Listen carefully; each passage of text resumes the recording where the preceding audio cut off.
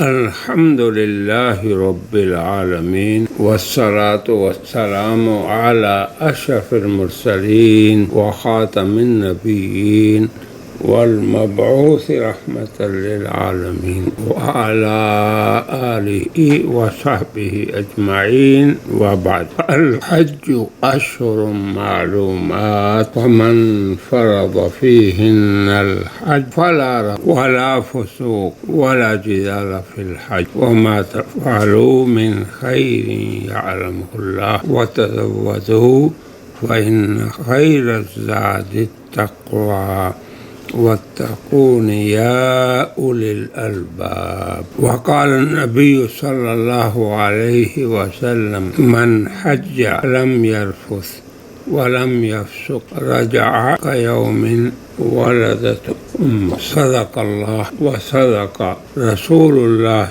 صلی اللہ علیہ وسلم. میرے احباب کرام، اسلام کا رکن خامس حج، جو کہ ایک خاص وقت پر اور خاص جگہ پر ادا کیا جاتا ہے، اس کے لیے طواف، سعی، پھر مینا روانگی، مزدلفہ، عرفات اور تمام مشاعر مقدسہ کے کام، ان سبھی کو جاننا ہمارے لیے ضروری. تو سب سے پہلے یہ بات یاد رکھیں کہ حج اللہ تعالی نے اپنے بندوں کی صفائی اور ان کی طہارت ظاہری اور باطنی اور انہیں اپنی ذات کی عظمت اور اپنی خیر امت کی وحدت کی تعلیم عملی دینے کے لیے مسلمانوں پہ فرض کیا. پھر آپ دیکھیں، حج کے اس رکن کی ادائیگی کے لیے آنے والا شخص سب سے پہلے کیا کرتا ہے؟ احرام کی جو 2 چادریں زیب تن کرتا ہے، ایک چادر اوپر اور ایک نیچے کے حصے پر. پھر اپنے ملک کی میقات سے اس احرام کو باندھتا اور یہ نیت کرتا ہے کہ میں اللہ کے لیے حج یا عمرہ یا دونوں کی نیت کرتا ہوں. حق تعالی شانہ نے ہمارے لیے بہت ہی مسجد حرام سے اور بیت اللہ سے دور کچھ میقاتیں مقرر کی ہیں. نبی کریم صلی اللہ علیہ وسلم نے اس دنیا کی 4 سمتوں سے قاصدین حرم کے لیے حدود مقرر فرما دی ہیں، جیسے کہ اہل مدینہ کے لیے ذوالحلیفہ، اہل شام کے لیے جحفہ، اہل نجد کے لیے قرن المنازل اور اہل یمن کے لیے یلملم.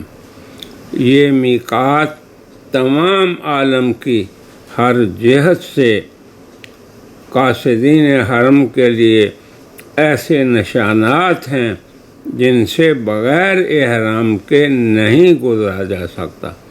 اب آپ سوچیں کہ آپ نے اپنے قالب اور قلب کو اللہ کے ساتھ کس طرح جوڑ دیا. جس گھر کی طرف آپ منہ کر کے نماز ادا کرتے تھے اور قبلہ سمجھتے تھے، آج آپ اس مسجد حرام کے اندر پہنچ رہے ہیں. اور پھر کہاں سے، کتنی دور سے آپ نے اس حرم محترم کی عظمت کو دل میں بٹھا لینا ہے. اس گھر کے رب کے جلال کا شعور آپ نے پورا سفر اپنے اندر بیدار رکھنا ہے، اور اپنے باطن اور ظاہر اور اپنے قلب اور قالب کو عظمت رب اور بیت اللہ کی حرمت کا خوگر بنا لینا ہے، شاہد بنا لینا ہے. بلکہ آپ غور کریں کہ ہر دیکھنے والے کو بھی آپ کی یہ شکل و صورت اور یہ حیت نظر آ رہی ہے. دیکھنے والے مسلمان ہوں یا غیر مسلم، سبھی دیکھنے والے اس احرام کی وجہ سے جان جاتے ہیں کہ یہ ہے وہ مسلم جو اسلام کے مرکز اول اور وحی ربانی کے محبت اور صاحب دعوت و رسالت کے مولد اور حق کی دعوت کے مبدا کی طرف متوجہ ہیں۔ آج وہ بحالت احرام اس قبلے کی طرف بے نفس نفیس روانہ ہو رہا ہے کہ اس سے پہلے اس کی طرف رخ کر کے رب البیت کی بات کرتا رہا اور اپنے روحانی وطن کا رخ کیے ہوئے جہاں وہ اجنبی نہیں، فرط محبت اور شوق زیارت کی دعائیں مانگ مانگ کر آج اللہ نے اس کی اس خواہش کو پورا کیا۔ تو یہ ہے کیفیت جو پیدا کرنی ہے ہر حاجی نے۔ میرے برادران اسلام، حج محض یہ ارکان کو مکمل کر لینے کا نام نہیں، بلکہ اس کیفیت کو محسوس کرنے کا نام ہے جس کی طرف ہم نے اشارہ کیا، بلکہ اس کا احرام اس کو یہ سبق دے رہا ہے کہ تم مسلمان ایک امت ہو، تم مساوی ہو، تم برابر ہو۔ پھر تم جب بار بار احرام کی اصلاح کرتے ہو، کبھی اوپر کی چادر کو درست کرتے ہو، کبھی نیچے کی چادر کو درست کرتے ہو، تو یہ تمہیں بار بار تمہارے اندر اور باہر کے فساد کو ختم کرنے اور اسی اصلاح کی مستقل دعوت دیتا ہے۔ اور پھر تم کیسے اپنے آپ کو دوسروں سے برتر سمجھو گے اور کسی کو بھی اپنے سے حقیر ہونے کا خیال کرو گے، یا کسی کے لیے بھی اپنے بھائی کے لیے حسد یا بغض رکھ کے چلو گے۔ تم اپنی عاجزی، اپنی انکساری کو سمجھو اور اپنے آپ کو اس کا خوگر بناؤ۔ زیب و زینت ترک کرنے والو، یہ احرام تمہیں مٹنے کا درس دے رہا ہے، تم سے نخوت اور کبر کو نکار رہا ہے، تمہیں مساوات اور اخوت کا درس دے رہا ہے، اور تمہارے رب جلیل کی عظمت تمہیں سکھائی جا رہی ہے۔ اور پھر جب تک تم احرام میں ہو، زبان سے یہی کہتے رہو، لبیک اللہم لبیک، لبیک لا شریک لک لبیک، ان الحمد والنعمت لک والملک لا شریک لک۔ اسی کی تسبیح کرو، اسی کی کبریائی کو بیان کرو، وہ غنی ہے اور ہم سب فقیر اور محتاج ہیں۔ یہ ہے وہ کیفیت جسے پیدا کرنے کی ضرورت ہے، اور اسی طرح تم نے پیدا کرنی ہے۔ رات کو بھی تمہاری یہی کیفیت ہو، دن کو بھی یہی ہو، سوتے ہوئے بھی یہی ہو، ہر حال میں دو ہی سفید چادریں ہیں۔ ابھی زیب و زینت کا لباس، اپنی عادت کا لباس، اپنے معمول کا لباس، اپنا علاقائی لباس، اپنا آبائی لباس تم اتار چکے ہو۔ تو یہ تمہاری صورت احرام کی، یہ اس امت کی وحدت کا اعتراف ہے اور آپ کے رب کی عظمت کا اظہار ہے۔ اسی نے حق اور محکوم کے فرق کو مٹا دیا، رئیس اور رعایا کے فرق کو مٹا دیا، قوی اور ضعیف سب کے سب فروق مٹا دیے، سب کے سب اللہ کے عاجز بندے اور اس کے فقیر ہیں۔ یا ایھا الناس انتم الفقراء الی اللہ واللہ هو الغنی الحمید۔ اسی کی الوہیت، اسی کی ربوبیت، اس کا اندر سے بھی اظہار کرنا ہے، اعتراف کرنا ہے، اور شعور رہے ہر حال میں اور اپنے قال میں۔ تو یہ تو وہ امور ہیں جو ہر حاجی کے ظاہر اور باطن میں رہنے چاہیے، اور یہ کیفیت ہمارے تمام برادران حجاج کی ہونی چاہیے۔ رہے یہ ایام تو قرآن حکیم میں اللہ تعالیٰ نے یہ جو حج کے مہینے ہیں ان میں سے سال کے 12 مہینوں میں سے 4 حرمت والے ٹھہرائے، اور وہ کیا ہیں؟ یاد رکھیں آپ سبھی، ذوالقعدہ، ذوالحجہ، محرم اور رجب۔ ان کو اللہ نے عزت والا مہینہ بنایا۔ ان میں خون ریزی، لڑائی جھگڑا، تمام اعمال بہت ہی برے اور سخت ہیں۔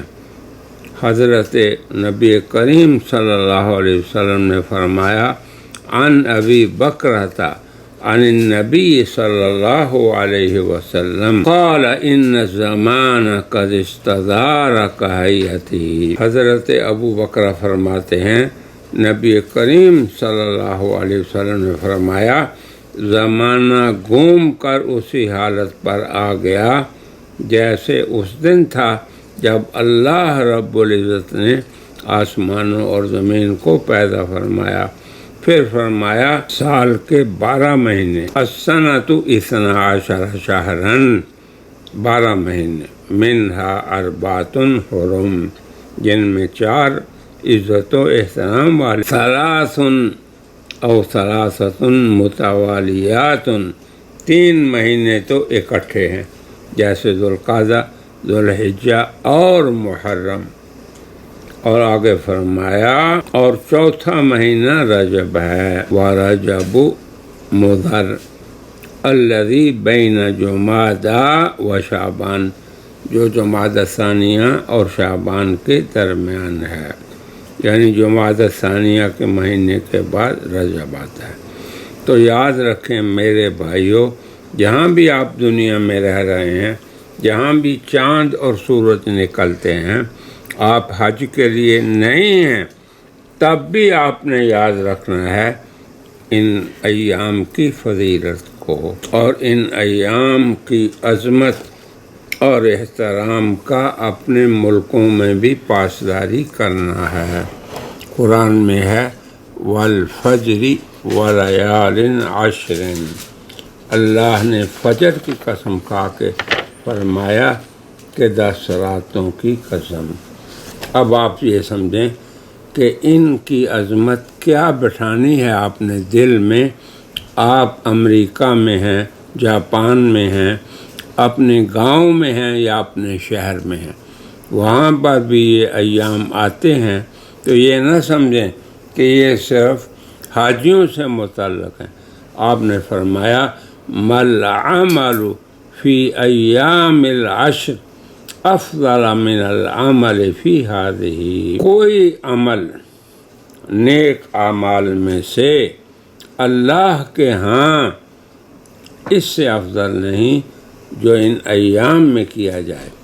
یعنی آپ اپنے ملک میں ہیں، اپنے گاؤں میں ہیں، اپنے شہر میں ہیں، حج پہ نہیں ہیں، پھر بھی آپ کی زندگی میں یہ ایام آتے ہیں، تو آپ اپنے آپ کو سنبھالیں، سدھاریں، اور یہ سمجھیں کہ یہ فرصت کے ایام ہیں۔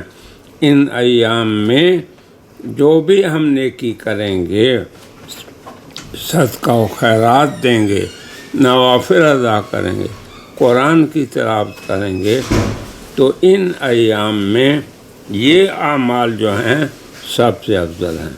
پھر آپ سے پوچھا گیا کیا یا رسول اللہ؟ قال وللجہاد، آپ نے فرمایا کہ ہاں جہاد بھی اس سے افضل نہیں، الا رجل خرج یخاطر بنفسہ ومالہ، سوائے اس شخص کے کہ وہ اپنی جان اور مال لے کر اللہ کے راستے میں نکلا، فلم یرجع بشیء، پھر واپس نہیں آیا، یعنی وہ شہید ہو۔ پھر ایک اور حدیث حضرت عبداللہ بن عمر سے ہے، یہ بھی یاد رکھیں تاکہ یہ ایام آپ کے غفلت میں نہ گزریں۔ اے برادران اسلام، دنیا میں آپ جہاں بھی رہ رہے ہیں، ان ایام کی عظمت کو پہچانیں، خوب جانیں، آپ کا ارشاد گرامی ہے ما من ایام اعظم عند اللہ، کہ اللہ کے ہاں دنیا میں جتنے ایام اس نے بنائے، اللہ کے ہاں سب سے افضل ایام یہی ہیں، یہ جو ذی الحجہ کے 10 ایام ہیں۔ اور وَلَا أَحَبُّ إِلَيْهِ الْعَمَلُ فِيهِنَّ، اور ان کے اندر نیکی کا کوئی عمل بھی اللہ کو ان ایام سے زیادہ محبوب نہیں۔ عشر ذی الحجہ، حج کے 10 دنوں میں۔ اب حج کے 10 دن تو آپ سب کی زندگی میں آتے ہیں، آپ اپنے گھر میں ہیں، گاؤں میں ہیں، شہر میں ہیں، ملک میں ہیں، اپنے اہل و عیال میں ہیں، تو کیا کرنا ہے؟ غور سے سنیے۔ فَأَكْثِرُوا فِيهِنَّ مِنَ التَّسْبِيحِ، آپ نے ان ایام میں تسبیح پڑھنی ہے، سبحان اللہ سبحان اللہ سبحان اللہ، اور آگے فرمایا والتحلیل، اور تحلیل کیا ہے؟ لا الہ الا اللہ، یہ کہتے رہنا ہے۔ آپ بازار میں ہیں، پڑھتے رہیں لا الہ الا اللہ لا الہ الا اللہ، اور والتکبیر، کہتے رہیں اللہ اکبر اللہ اکبر، کہتے رہیں تحمید یعنی الحمدللہ الحمدللہ الحمدللہ۔ تو یہ ان لوگوں کے لیے ہے جو حج پہ نہ بھی ہوں، تب بھی اپنے ان ایام کو تکبیر میں، تحلیل میں، تسبیح میں اور تحمید میں گزاریں۔ اور حضرات صحابہ سے بہتوں سے یہ منقول ہے کہ وہ ان ایام میں بازاروں میں جب جاتے تو وہ یہ پڑھتے رہتے، کیا؟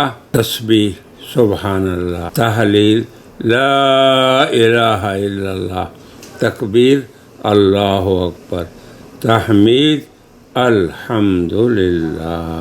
اسی طرح جو لوگ اپنے ملکوں میں ہیں تو ان ایام میں، اور خصوصاً مخصوص ایام 9 ذی الحجہ کی نماز فجر سے 13 ذی الحجہ کی نماز عصر تک، ہر فرض نماز کے بعد آپ نے تکبیرات تشریق کہنی ہیں، اور وہ یہ ہیں، یاد رکھ لیں، اللہ اکبر اللہ اکبر، لا الہ الا اللہ، واللہ اکبر اللہ اکبر وللہ الحمد۔